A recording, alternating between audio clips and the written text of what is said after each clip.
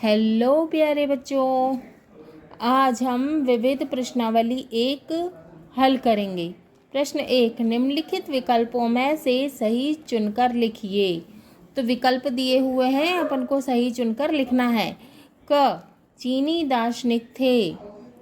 विकल्प है Lukman, Confucius, Shastri, Newton.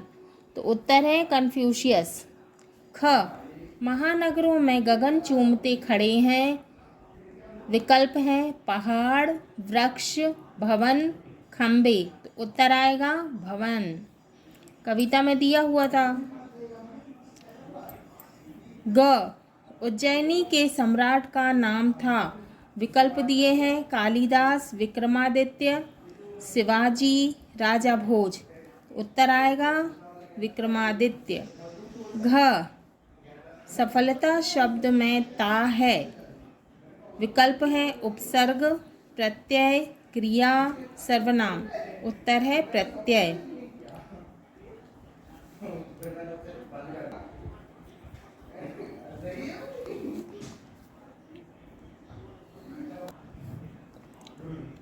अगला है सूर्य का पर्यायवाची शब्द है। विकल्प दिए हुए हैं मयंक, भास्कर, इंदु, रज। उत्तर आएगा भास्कर। प्रश्न 2, रिक्त स्थानों की पूर्ति कीजिए। क, खालिस्तान दिया हुआ युद्ध वाणी के प्रयोग का ही परिणाम था। खालिस्तान में आएगा महाभारत युद्ध वाणी के प्रयोग का ही परिणाम था। ख, बाबा भारती अपने घोड़े को खालिस्तान कहकर पुकारते थे। तो क्या कहकर पुकारते थे? सुल्तान। तो खालिस्तान में आएगा सुल्तान। ग, धन के कोष भरने के बाद भी मनुष्य को खालिस्तान नहीं है। तो धन के कोष भरे हुए हैं लेकिन फिर भी मनुष्य को क्या नहीं है? संतोष नहीं है, इसलिए खालिस्तान में आएगा संतोष। घ, विशेष शब्द में वी उपसर्ग है। खालिस्तान में आया है वी। अगला, मीठा बोली शब्द में मीठी विशेषण है। तो खालिस्तान में आएगा मीठी। प्रश्न 3, निम्नलिखित प्रश्नों के उत्तर दीजिए। पहला है स्वतंत्रता संग्राम में शत्रु की दशा कैसी थी। उत्तर है स्वतंत्रता संग्राम में शत्रु की दशा बड़ी बुरी थी, वह भय के मारे कांप रहा था। दूसरा प्रश्न है अपना घोड़ा पाकर बाबा भारती ने क्या कहा। उत्तर है अपना घोड़ा वापस पाकर बाबा भारती ने कहा अब कोई गरीबों की सहायता से मुंह ना मोड़ेगा। तीसरा है जन सेवा का भाव क्यों समाप्त हो रहा है। उत्तर, वर्तमान में राजनीति में कुटिलता आ गई है, उनमें नैतिकता शेष नहीं है, जन सेवा उनका धर्म नहीं है, रामराज की कल्पना अधूरी रह गई है। प्रश्न 4, संज्ञानंद की पत्नी का नाम क्या है। तो अपन ने पढ़ा था व्याकरण परिवार में कि संज्ञानंद की पत्नी का नाम था क्रिया देवी। तो उत्तर है संज्ञानंद की पत्नी का नाम क्रिया देवी है। अगला प्रश्न है खाई कुएं से कवि का क्या आशय है। उत्तर, खाई और कुएं से कवि का आशय बाधाएं एवं प्रगति के मार्ग में रुकावटों से है, जो कि हमने कविता में पढ़ा था। अगला प्रश्न, पतित पावनी किसे कहा गया है। उत्तर है पतित पावनी गंगा को कहा गया है, गंगा माँ को पतित पावनी कहा गया है। प्रश्न 4, निम्नलिखित प्रश्नों के उत्तर 3 से 5 वाक्यों में दीजिए।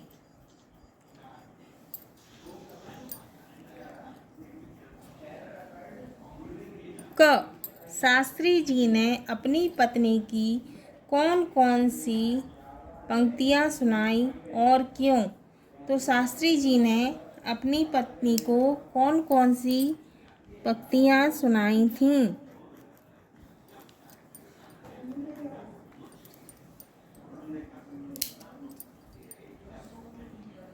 उत्तर, कुदरत को नापसंद है शक्ति जवान में, इसीलिए तो दी नहीं हड्डी जवान में। मतलब कि प्रकृति भी शक्ति नहीं चाहती, कठोरता नहीं चाहती, इसलिए प्रकृति ने हमारी जीभ में हड्डी नहीं दी है।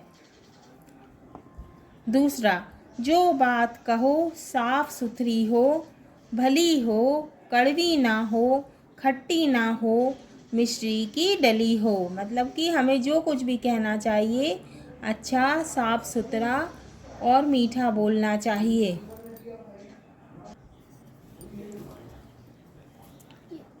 इसीलिए ये पंक्तियाँ सुनाई क्योंकि वे श्रीमती शास्त्री नौकर पर क्रोधित हो रही थीं।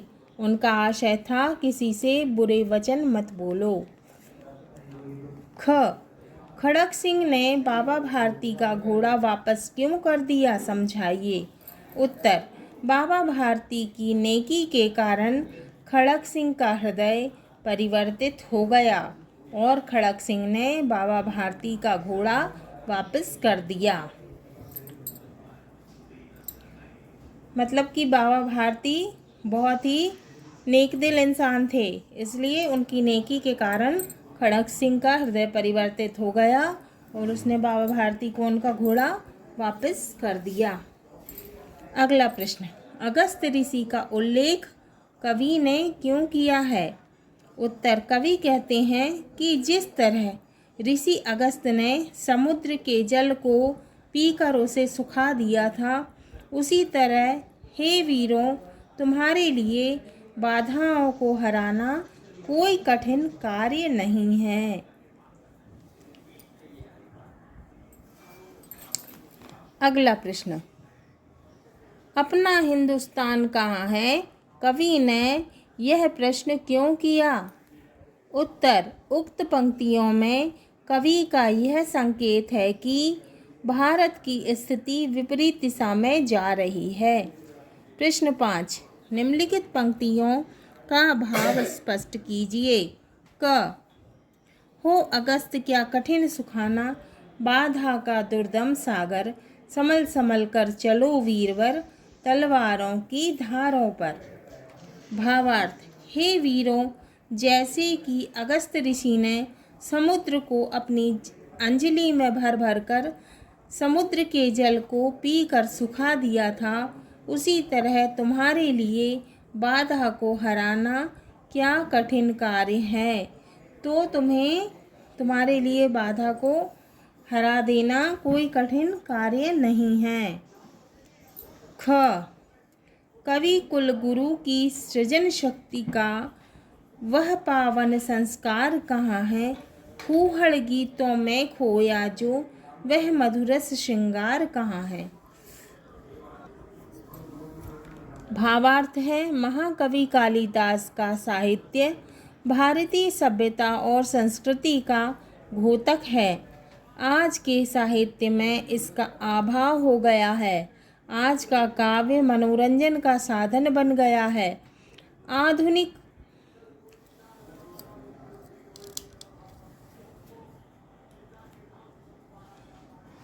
आधुनिक गीतों में भद्दापन अधिक है। प्रश्न 6, निम्नलिखित पंक्तियों का आशय स्पष्ट कीजिए। क, वाणी तो सभी को मिली है, लेकिन बोलना किसी किसी को आता है। आशय, लेखक कहते हैं कि ईश्वर ने वाणी का वरदान सभी को दिया है, लेकिन फिर भी सभी उस अच्छाई का प्रयोग नहीं करते। तो कवि कहते हैं कि भगवान ने सभी को वाणी का वरदान दिया है, लेकिन फिर भी वे अच्छा नहीं बोलते। अपनी वाणी से इतना कर्कश और कठोर बोलते हैं कि दूसरे के दिल को दुखा देते हैं, दूसरे के हृदय को दुखा देते हैं। महाभारत का परिणाम कटुक वचन का ही था। ख, ख, बाबा जी भी मनुष्य ही थे। अपनी वस्तु की प्रशंसा दूसरे के मुख से सुनने के लिए उनका हृदय अधीर हो चुका था।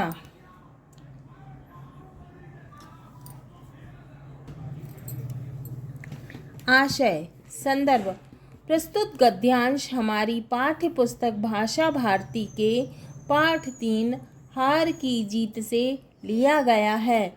इसके लेखक श्री सुदर्शन जी हैं। प्रसंग प्रस्तुत पंक्तियों में लेखक ने बताया है कि प्रत्येक व्यक्ति को अपनी वस्तु अति प्रिय होती है। व्याख्या मनुष्य का यह स्वभाव होता है कि वह अपनी वस्तु की प्रशंसा सुनना पसंद करता है। बाबा भारती भी चूँकि मनुष्य ही थे, इसीलिए जब खड़ग सिंह ने अपने घोड़े की प्रशंसा की तो वह बहुत प्रसन्न हो गए, बहुत खुश हो गए, क्योंकि उन्हें अपना घोड़ा बहुत पसंद था। ग,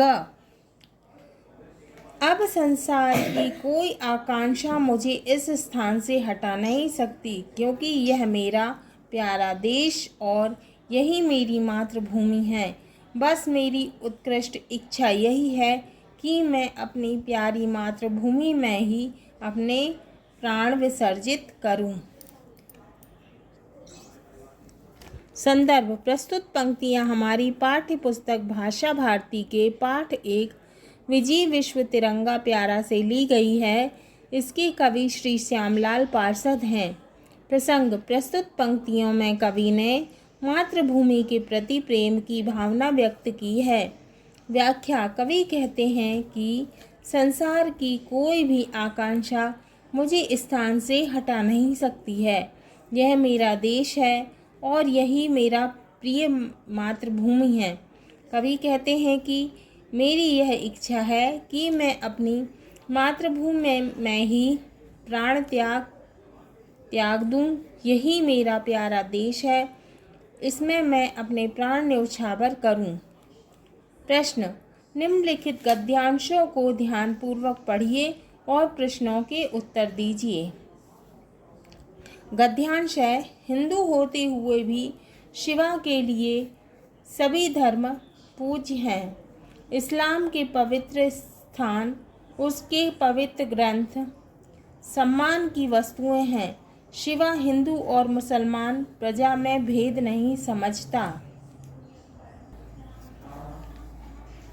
वह देश में हिंदू राज्य नहीं, सच्चे स्वराज की स्थापना चाहता है।